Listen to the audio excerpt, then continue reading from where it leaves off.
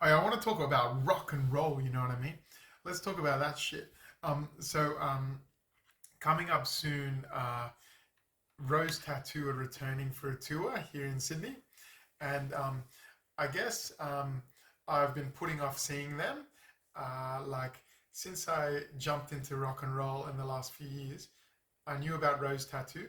And I was like, I already knew about them. I knew about, my first understanding of Rose Tattoo was my dad told me about how Angry Anderson, who was in this TV show that we liked called Swift and Shift Careers, an Australian TV show, how uh, Angry Anderson, who's in the show, how he's actually the frontman of Rose Tattoo. And I thought, oh, what's Rose Tattoo? Oh, cool.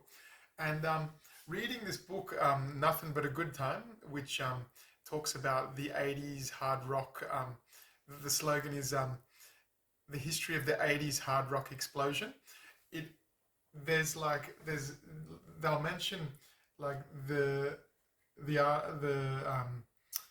musicians that talk, in the book that are interviewed in the book.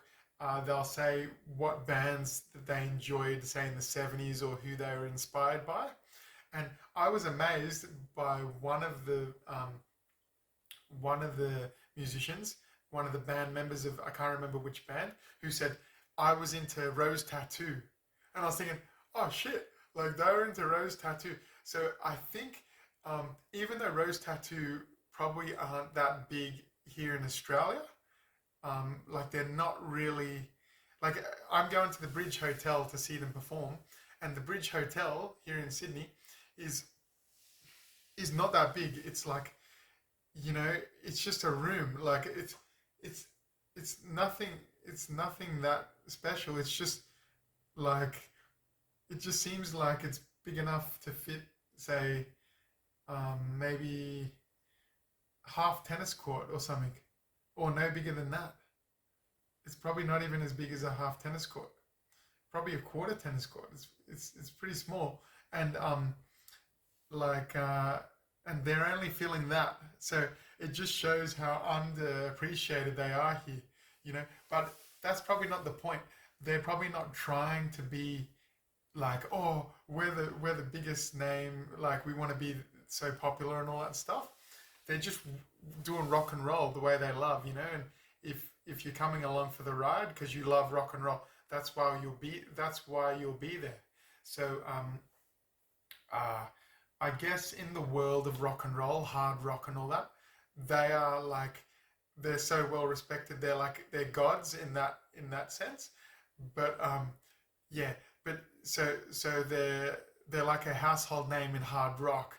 But maybe in general music, they're not as big as say Guns N' Roses, of course, or AC/DC. That's the thing, I guess. But since I've been getting more into rock and roll, I've been seeing the name Rose Tattoo coming up over and over, and I've had opportunities to see them, but I just haven't. Um, and now that they're back for an Aussie tour again, I'm going to go see them.